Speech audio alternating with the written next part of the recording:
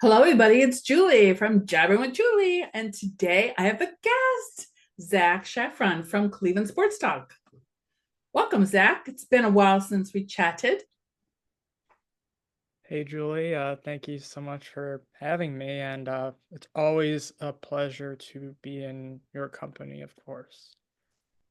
Well, I think it's very cool. I think we have a mutual admiration for each other, and only we really know all the things that we do behind the scenes to make our online presence better and better all the time. I think a lot of people don't realize what we do, but it's like that's definitely one thing that we have in common.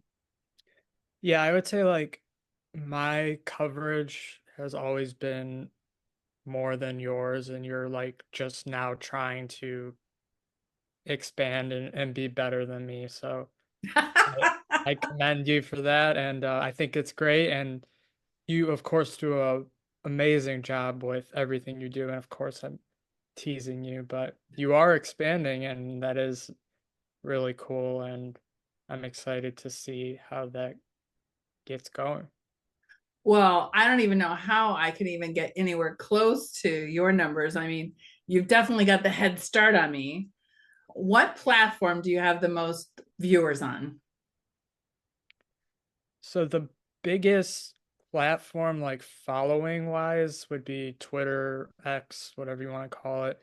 But I would say that the posts that actually get the most likes or response would be Facebook for sure. Facebook page, that type of. What kind of numbers roughly are we talking? What are your audience numbers?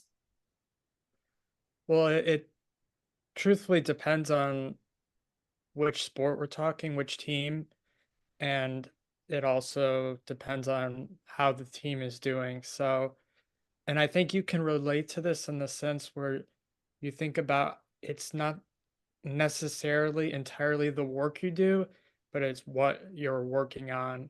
And so for you, it would be like what news is happening, like I don't know if there's a crazy mass shooting or something in the area, God forbid. Of course, that's going to get a lot more likes and viewership than just say coverage on McDonald's. Whereas for me, it's like the Guardians day game versus a Browns playoff game is going to be completely different and draw hugely different numbers. And so it's all about the events, the games, the circumstance, all that good stuff. Yeah, but you probably have some just general, like I've been because of our expanded coverage, I'm more into the weeds in my stats and seeing how my stats are growing. And just for anybody watching this that doesn't know what we're referring to, is I was always kind of known as NordoniaHills.news. And I've just recently decided to expand more because why limit myself to a certain area? Even the people here in Nordonia shop and eat at other places and go to service like doctors' offices and insurance companies that aren't in Nordonia. So why should I limit myself? So I already had Jabbering with Julie as a brand in my back pocket that I can pull out. We that Jabbering with Julie Facebook page, when I started this new expanded coverage, only reached like around 500 people. And now we're at 10,000. And that is within like a month. And my personal Facebook page, I turned that into a professional page. And when I started this new expansion, it had 30,000 impressions a month. And now I'm up to 55,000. So I happen to really know my numbers right now because I'm really kind of like watching and making sure that it grows. And I'm doing that by creating a ton of content. I'm like the content queen. Like I found some salami. I was looking for salami in the grocery store and they didn't have my brand and they had this Lebanon bologna that looked exactly like salami. So I made a video about that. And I have people commenting about like, oh yeah, we know Lebanon bologna, it's great. And I actually got a message back from the company saying you should try this other product we have. For my content, I'm expanding my borders and not just doing stories about events and businesses here. Everybody that is watching could probably pick up this Lebanon bologna, even out in California. So I'm going a little crazy with all of that right now. And our one of the reasons why I started the expand the coverage too is our website before was getting around 30,000 unique visitors a month. And I'm like, wow, I'm not really even utilizing the website like I should. So now we're putting more content there. And since we don't have to worry so much about it being Nordonia Hills news, and now that is, I don't have the recent stats on that, but obviously I probably like tripled the stats because of the amount of articles and stuff we're putting on there. So I'm just like going crazy with all the content. And if, like, for me, if there isn't, obviously, crime does do well in the stats, but I don't want to rely on that because sitting around waiting for someone to get hurt is not good karma. What I like to do, I kind of have to make my own spike in the reach. And I actually, one of the things that did really well the other day on the Sunday Browns game, not the Thursday night game, but the game before that, our kicker was having issues. So I made one of those colored boxes and said that, hey, there's an NFL team that is looking for a new kicker. And that reached like thousands of people. So what I try to do with my content is think about, how is there like a trend? Is there like something that's on everybody's minds right now? And how is everybody feeling? What is like the hot topic? And try to make some content with that. And that does pretty well. And so everything I look at now is content. So I have an episode of Jabbering with Julie coming up that I just recorded yesterday, talking about local stuff, which was nice, and local businesses. And then Joshua Okiki and I did a video interview where, because he basically wanted to know how to do a podcast. So that is coming out soon. And then I'm also a co-host on a new podcast called Fuzzy Things in the Corner of the Kitchen. And that's all food related and kitchens. And so I can take one piece of content and use it in multiple places. And I like to repurpose content like that. So yeah, I've been going crazy lately in a good way. So I'm But not bored. you've been going crazy. I thought that was like a permanent thing, like always. Yeah, I think I'm kicking it up lately. Yeah, so in regards to what you just said, I would say yes, creativity certainly key. And a lot of times, for example, with the sporting teams, there's not some exciting event happening. And so you have to make up your content or reference stuff that happened in the past or future scenarios. And just to kind of put into perspective for whoever's listening, the Clee Sports Talk website is at around like 7 million or so hits. And so that's pretty exciting just because of the years of work that we've all put into the site itself. And then if you really took a look at impressions and all of that, it would be a vastly different number. I don't really have on the top of my head, but yeah, like I've been saying, creativity is really important, and it's just you have to think of ways to draw in your audience because I like to always tell writers and just people in general, a brand or a company like mine is not going to draw the same audience as, say, like an ESPN or Fox Sports or a company like that, where it's a giant, huge, reliable national brand. And so, yes, you can write the recap of the Cavs game that just occurred, but people are kind of going to already know what happened. And if not, they'll be looking at, like I said, the aforementioned companies. And so the key is find something about that Cavs game that was so interesting that it drew your attention and it would draw people's attention maybe in a way where they'd say, "Oh, I didn't even realize that happened," or "It happened and a different way than I understood. And so because of that, I want to click on your link and learn more. And that's kind of what our brand is about in a lot of ways. And then there are various others, but that's like the big one that you particularly described with your brand as well. Yeah, I think if someone from ESPN would see what you're doing there, would be like, man, I wish I could do that. But they have to, there's probably like a template and structure and a plan. And you can just in your dining room sit there at the table and create something and put it out, and millions of people would see it. And they don't even have the time to shoot off the cuff like that. I'm sure they would love to.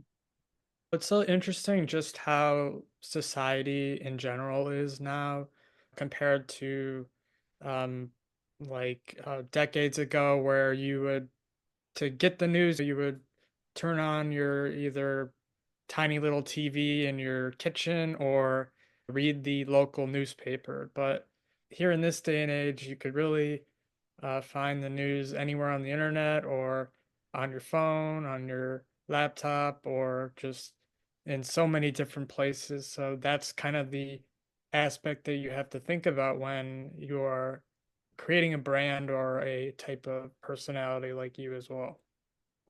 Well, one of the challenges for me is because I also do social media marketing for some clients, and they keep coming up with these new platforms, or more people start going to one. Like, for example, we have Blue Sky, we have Mastodon, and then TikTok has Lemon 8 with the number 8.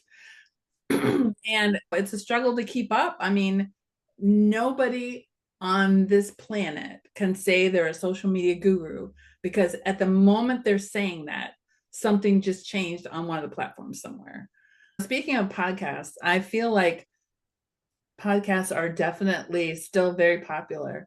And I know back in the day, everybody had a book that they wanted to write. Now I think there's a podcast, everybody wants to at least be on a podcast or do a podcast about something. And it's a lot easier in a way because all they do is talk. But, and that's what some people think. But here I go again. Well, like, let's be honest, it's simply easier to listen or watch someone versus read a book. And I know, like, being hypocritical as I have a website full of articles with words that people read, but an article is just, it takes a couple minutes to read. It's not like a ambitious goal, which is like what a book is. And I remember back in my youth, back in my prime, we had the Harry Potter books. And so they were like the giant books. And, it was the thing was to get through the Harry Potter books. Like you had to. And one of the biggest memories of my entire childhood growing up was the day that the last Harry Potter book came out. And so literally every kid in the school ordered the book and they all came. And so everybody during class that day got their book like delivered from the people. And so it was just like a huge thing and no one wanted to like spoil the secret, and it was just a funny memory that just, I don't know, bringing up books kind of just brought up that idea that I had. Yeah. I think there are still some people that love and crave books, but I worry about over time if that's getting less and less of a thing. I keep seeing stuff about having things on social media without links. And that's scary because it's like you're limited to so many characters, and you can't put a book, you can't even put a chapter out on one posting. And it's like, has our attention span been reduced just that? And people don't want, I don't know, from what I said, it's a trend, and I think it's against journalism. I don't know. I don't really like it. I like the fact that there's, okay, you can read this. And then if you want more, there's a link. To me, a link is exciting. And to see where they're saying social media without links, that to me, that's sad.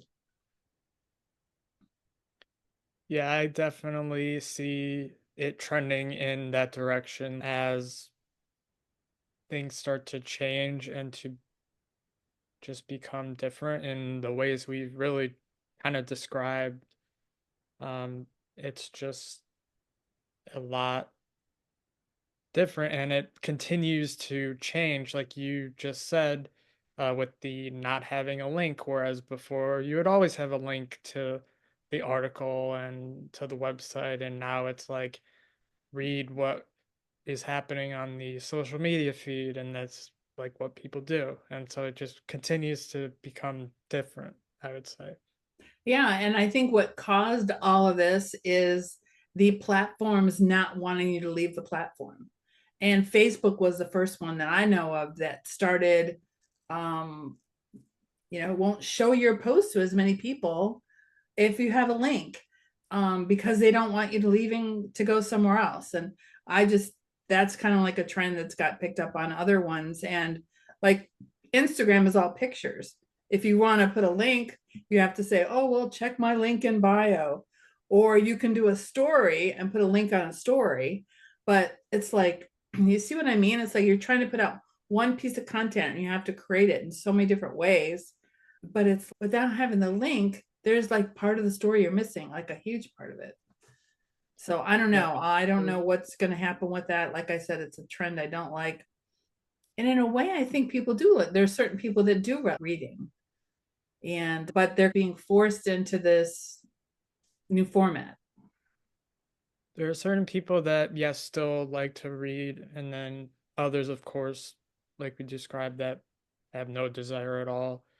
And so it is harder to get people to the website of yours because of what you just said, and also simply that they don't really want to unless they have this ambition to read your article. And it takes them to commit to saying, I'm going to actually read something, instead of either say, watch the clip or the TikTok video or the just recording that you made, or just anything that doesn't have to necessarily do with them committing to reading.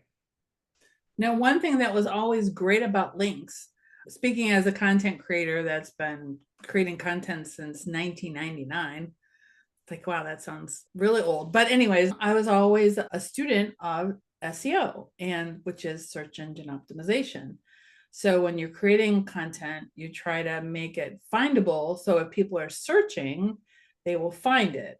And keywords don't always work, hashtags don't always work. So it makes it more difficult to do SEO, because one of the great things about SEOs is you want to have a lot of links out there to your content. So the search engine spiders can crawl the links and as webs and find your content. So it's, and for people that do SEO, it's probably very, very frustrating. Very frustrating. That goes back to the, now it takes putting stuff on social media to get people to your website, but then at the same time, you need them to, if they can't just get to the link directly, give them a reason why. Yeah. And getting back to podcasts, one of the things that I'm trying to do, because a lot of people are really interested in podcasts right now, is number one, they think, oh, I'll do a podcast. It's so easy, but it's not. And there's a lot of things that it takes a lot to put it all together. And some people think it's even more. Okay, so here's an example. I was talking to somebody and they're like, I want to do a podcast, but I don't have $5,000 for the equipment. And I'm like, you don't need to start off that way. I mean, this is a podcast right now, what we're doing. We're talking, it can be saved as a video, it can be saved as audio, it can be put up on a podcast server, especially since we're not showing anything that people really need to see except our, you know, handsome and beautiful faces. Right. I happen to have a really nice mic, but if you have a good webcam and a good mic in your laptop, you don't need that whole, if you have, because I've actually had a podcast studio and I had engineers set it up for me and it was really cool. But as soon as Zoom came out, it's like, I don't need all of that. And I can actually have a guest on my show from California. Don't have to be in the same room with them. And actually, the mic that I have does not work well in that situation. If you're going to have a room full of people, you're going to need different mics. You're going to need a mixing board. It's a whole big thing. So let's say you don't have all that equipment and you're just going to do it on Zoom. Well, you have to have a server for it, which the one I use is called Buzzsprout, and you put your podcast up on the server, and it automatically, well, you have to set all these accounts up, but it will put it to iHeartRadio, it'll put it to Alexa, it'll all the like Spotify, all the major places. And it also has extra AI features built in. There's also another program I use that will take a video like this, and I can, if I want to, edit out some of the ums and ahs, depending on how it is. Sometimes I'll just leave a lot of that in because it's natural. But it's like on some of the podcasts, we go down sometimes avenues that we really shouldn't. And I'll be like, I think I'm just going to take that out. But it makes it real easy to edit it. And then you can also edit it for multiple different platforms. You can edit it so it's a portrait, so you can put it on TikTok, and there's just so much you can do with it. And again, it's like content. You can take one podcast and make 10 little mini videos that can go out for like a whole month. You can have content dripping out for a whole month. And then, okay, so you do a podcast. How are you going to let people know about it? Well, like for example, I just did a food truck podcast, and I found groups on Facebook that like food trucks or operate food trucks. And so I dropped the link in there. So it's a lot of work. It's not just, oh, I'm going to talk and record myself. There's a lot of steps involved, but I'm telling you right now, it's a blast. All those things I talk Just about, it is a lot of work. Look at how much fun you're having. Like It's a blast. It really is. So in regards to what you just described, yeah, I mean, for me, a lot of the time when I say to someone that doesn't really know me, like, oh yeah, I have this website, usually they're relatively impressed and they say, oh, that's cool and whatnot. But if they really got into like the ins and outs of how you run the website, how you post the articles, how you share them, how you hire the writers, just all the various different things that go into it. I think people that may even still respect what you do, but not really what you do. And while our platforms are certainly different, I think we relate in a lot of the same ways, just in the sense that, yes, you may see what we do and you may like it, but you don't know exactly how much goes into it. And if you truly did, I think it would make you even more impressed or more proud or more whatnot of your brand and of mine as well. I kind of feel that because I have been on the internet for a long time, and I have, the evolution is like crazy. I I think started off doing, you saying that phrase can be like misconstrued of which phrase was that? I'm on the internet for a long time. Like, what are you doing on there, Julie? Like, Well, I should say helping businesses, there so we go. All right. Everybody was very worried about your search history.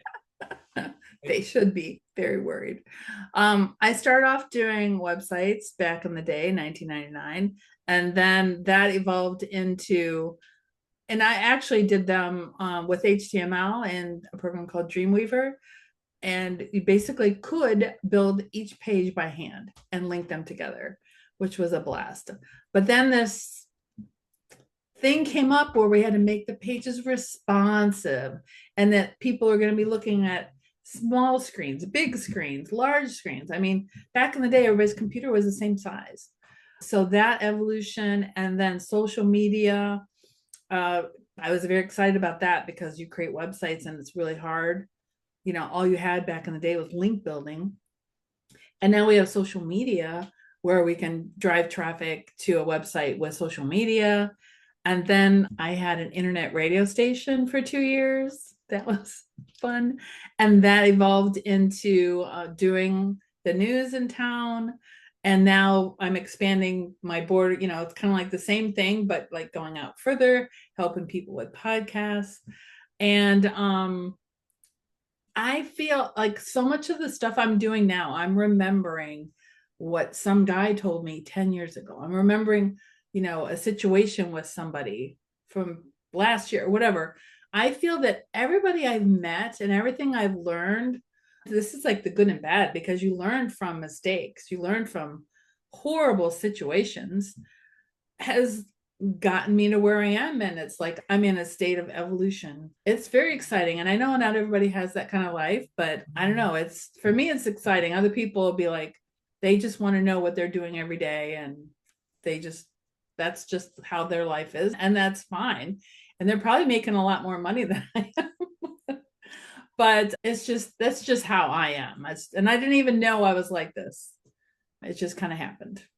Yeah, so just to preface what I'm gonna say, I'm not in any way claiming that my Cleveland Sports Talk brand is like the same as say ESPN or whatnot.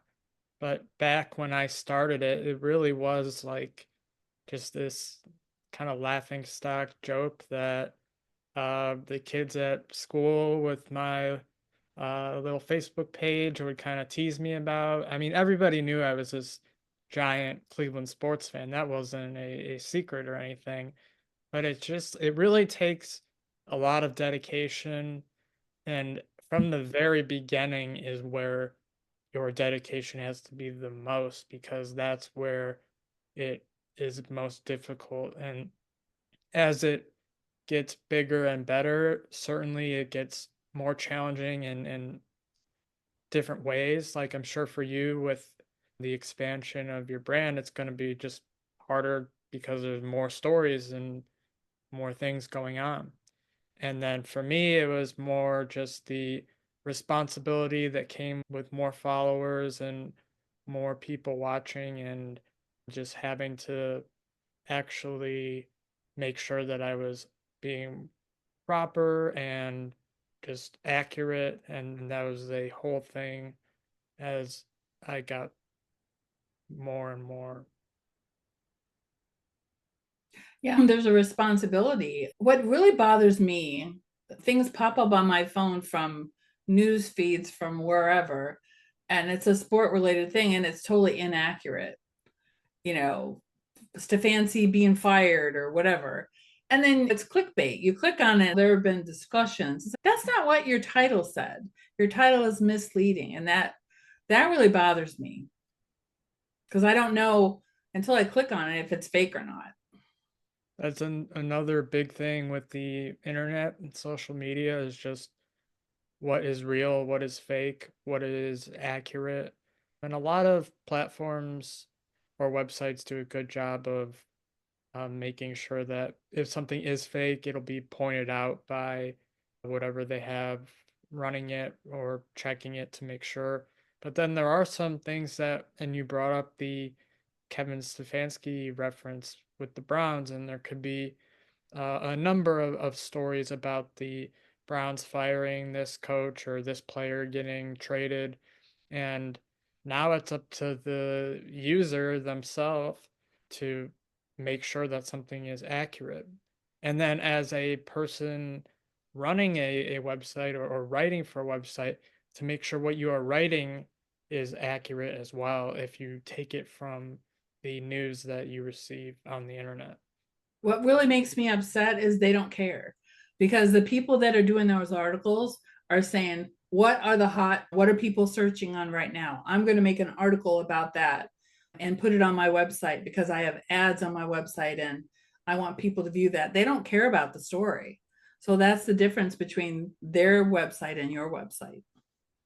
Yeah, it's all about the money, certainly. And to get that money, people need to get the viewers. Yeah, for me, and you just sort of reference this, is uh, my website is not really for money. It's more of just a hobby.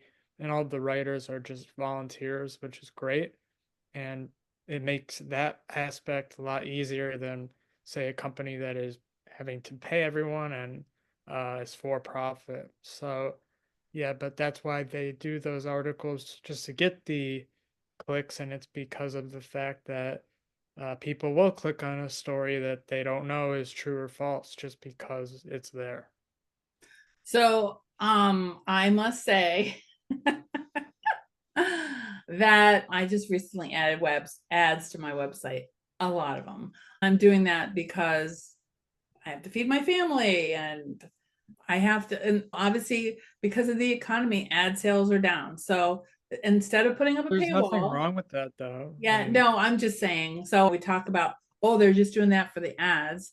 And I guess the difference between their website and ours is I do care about what's, I'm not going to put up inaccurate information just to pull people in. I'm not going to do clickbait. Yeah, I might write about something because I know everybody's talking about it and they would be interested. But I'm not going to put up there that, Zach Shafron's running for president I unless he would actually win, does. but um, we don't have to get into that. But they wouldn't even need an election. I would just be the winner. I could be your VP. We'll get into that. I got a long list of vice president choices, but you Oh, okay. you'd be on the list for sure. And we Oh, I appreciate that. yeah. That's nice. Yeah. For me and for my website, I guess in a different aspect, instead of like clickbait, I do a lot of, especially on social media, really things that some people may consider a little raunchy or offensive or just a different style. And this goes back to the ESPN, Fox Sports type of idea where they have to be very formal and have to go by the book and can't say anything that would cause uh, people to get angry. Whereas for me, I can post that joke about the Steelers fans or things that some people may raise their eyebrows about, but I think about the true fan and the true person and just what they think would be funny or what they get a kick out of, and especially if it's like a game day or a big day, it really draws a lot of attention. So also thinking about that aspect of your website or your brand is also important. Yeah, we're nicer than a lot of news organizations, and that's just how I am. And so I can't be that investigative reporter that's knocking on the door, like, hey, give us a statement. There's a situation and you are let go from the school board. What's the situation? It's like, well, we don't do that. And I just can't do that. If I worked for a news organization, I probably would have to do that. But my fans, because that's how we put it out, the fans that like that type of reporting are going to come and view my content. Now for you, like you're talking to your target market and you're talking how they like to talk, and that's you're a reflection of them.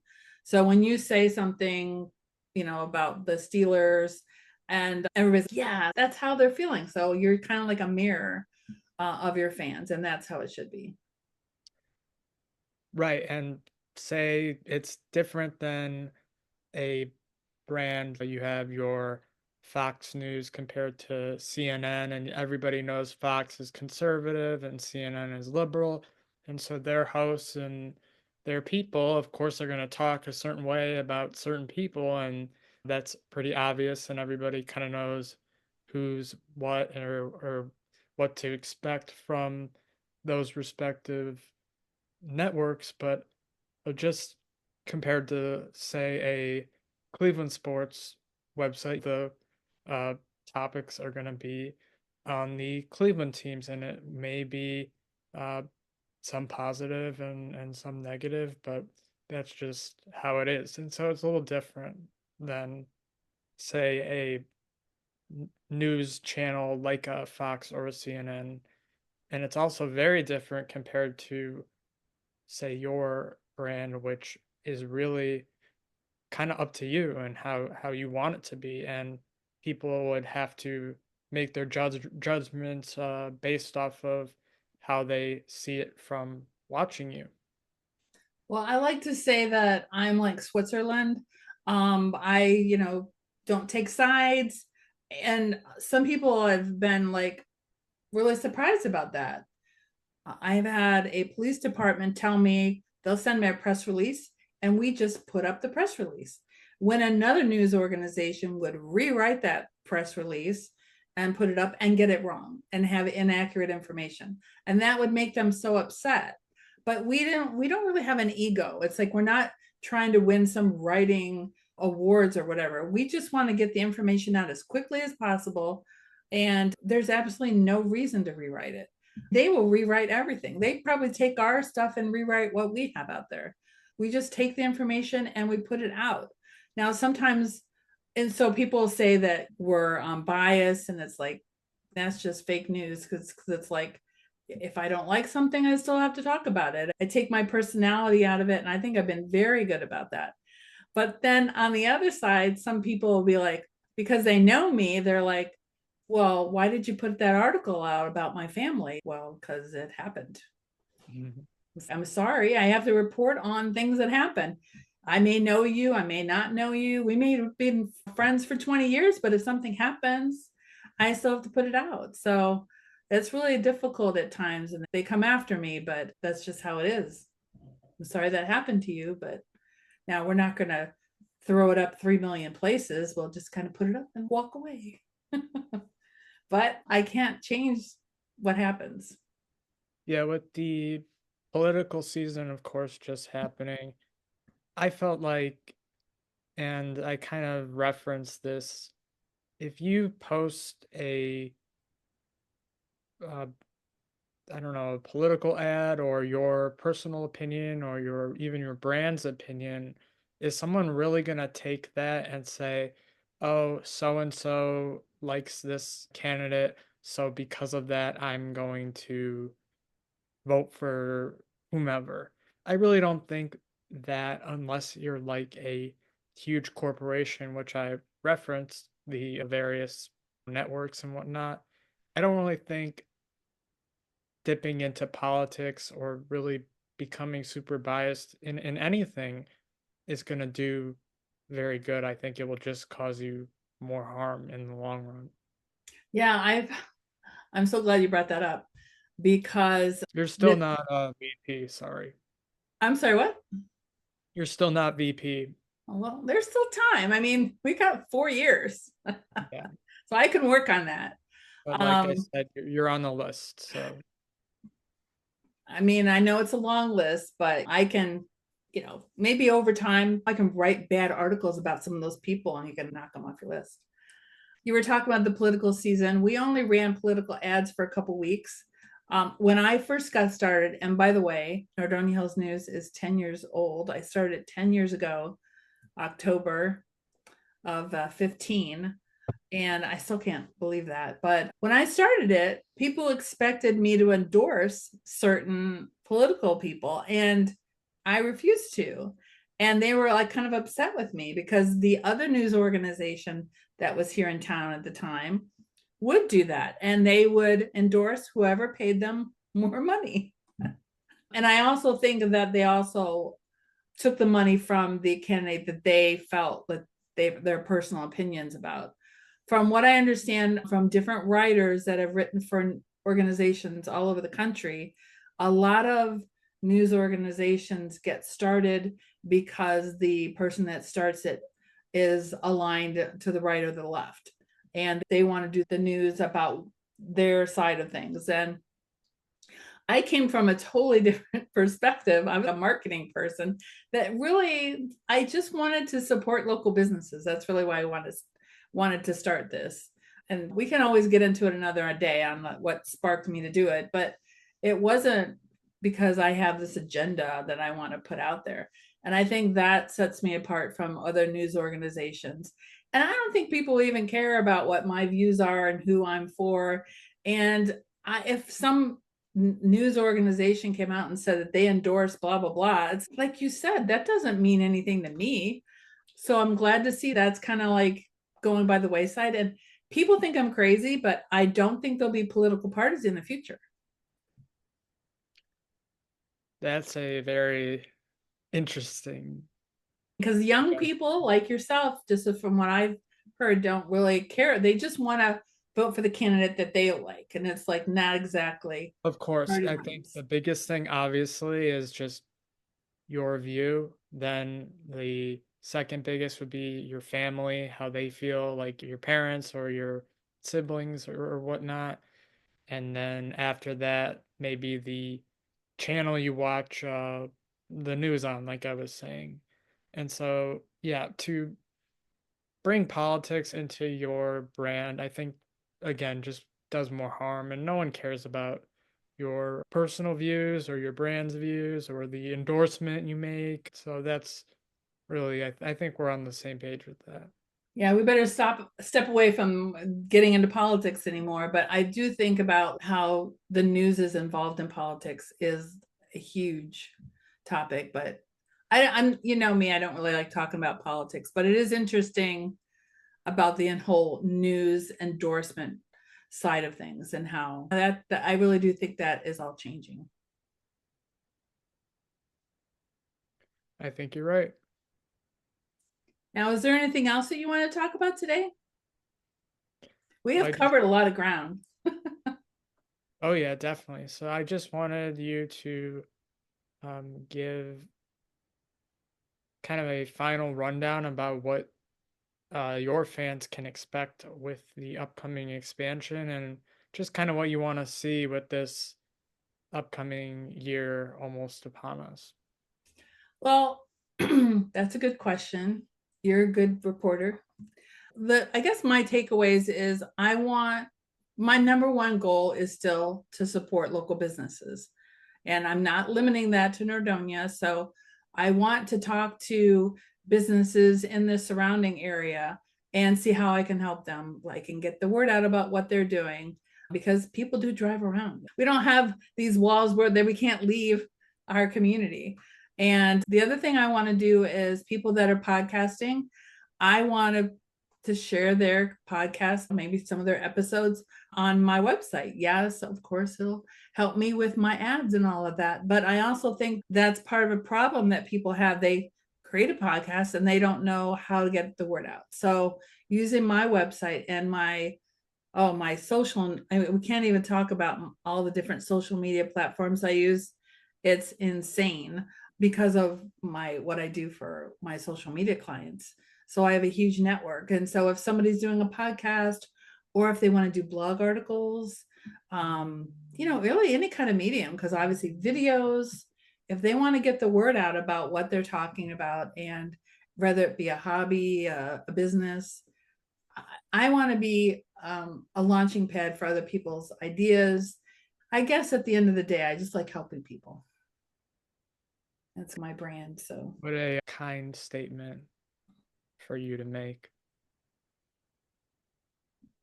So I would say for me, let's see, this upcoming year, I just would really like to continue to, of course, expand the brand and just find new and creative ways to be innovative. And I felt like I've really done a better job with that this past year. And just like we talked about, getting people to the website, to the various social media platforms, and just doing even better than I did before. I think it's going to be an exciting calendar year for this upcoming Cleveland sports talk, the various teams and the Cavs, Browns, Guardians, the Ohio State. It's always fun. And so yeah, I that mean, it's really been an exciting year for Cleveland sports, with the Indians doing well and the Cavs doing well and the Browns beat Steelers. That's that their game was shining incredible. moment. That was an incredible game. Definitely, I wrote about how it was like a Super Bowl for us Browns fans because of how terrible the team has been. And the Cavs, everyone thought that they were going to be this good team, but not like amazing like they've been so far. I think that they will really find their test when it comes to the playoffs, of course. And so that will be next calendar year. And then the Guardians are supposed to be a pretty solid team coming up. And oh, of course, Ohio State's good every year, so that's never an issue.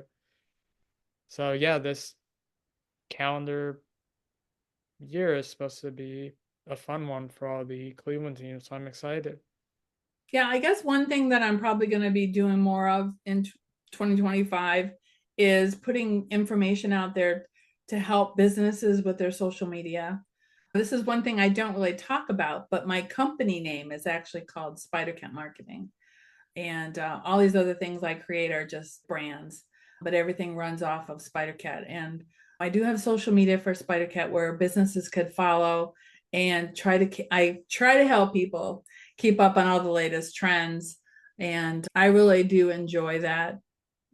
And again, I guess because I've been in the business world for a long time, I know how difficult it is. And I see so many businesses trying to do their social media, but for example, if they put something on their social media page, I can share it onto my network. We can, so it gets their content out exponentially. And it's not just me, they should do that with other businesses too, and partner with other people and share content.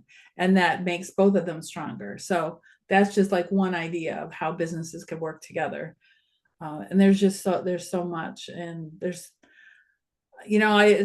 kind of exhausting when you think about it, but it's also, I love new things.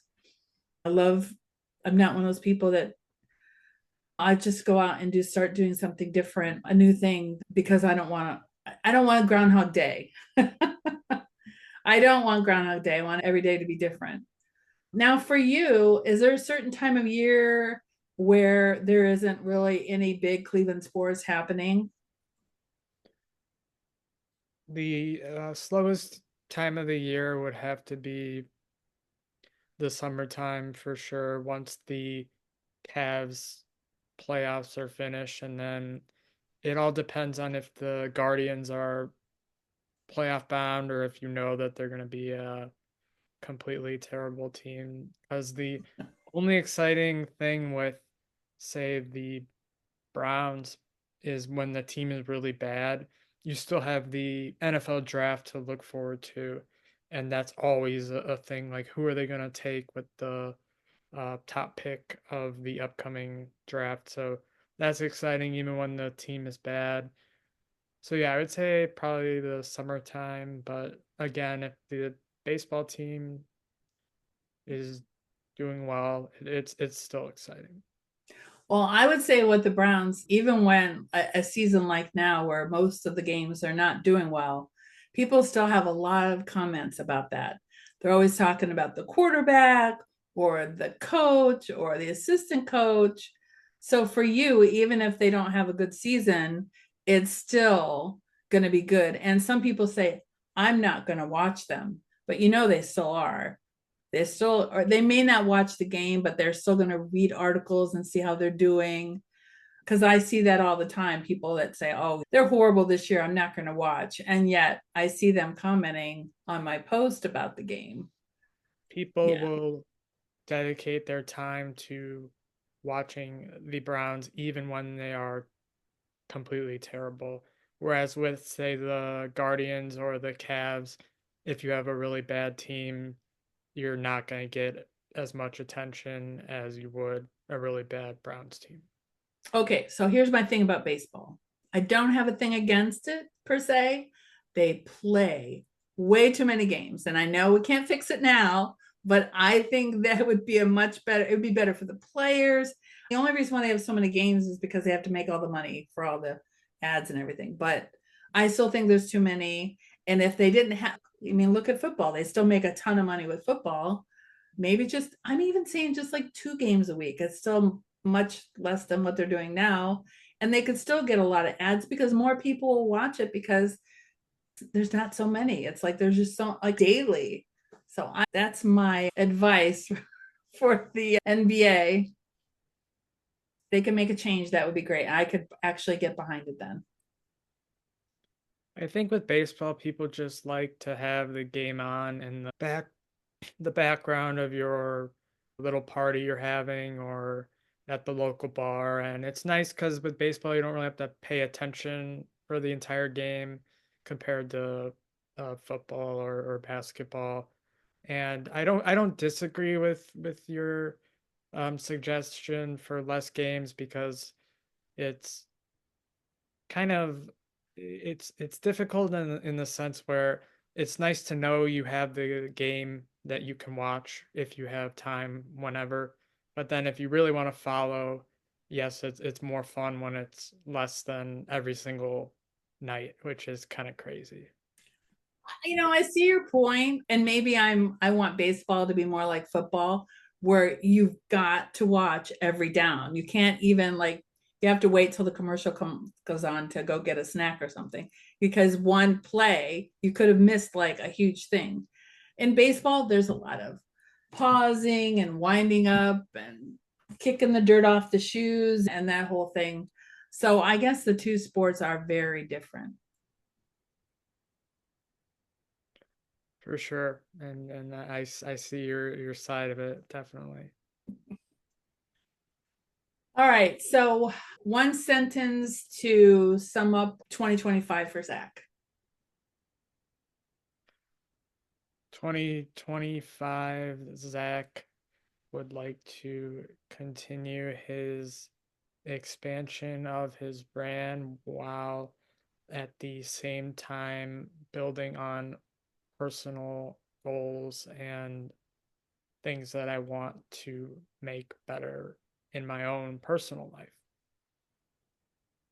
And my theme for 2025 is going to be I guess I'll focus on like helping the businesses. I mean, obviously, people that have hobbies, that's fine too. But I think my main focus is just, especially with the economy, the way things are, I think, small businesses are going to have to stick together, and I'm here to help. So that's my 2025 theme. Well, thank you for having me on, and this was quite a thrilling time, that's for sure.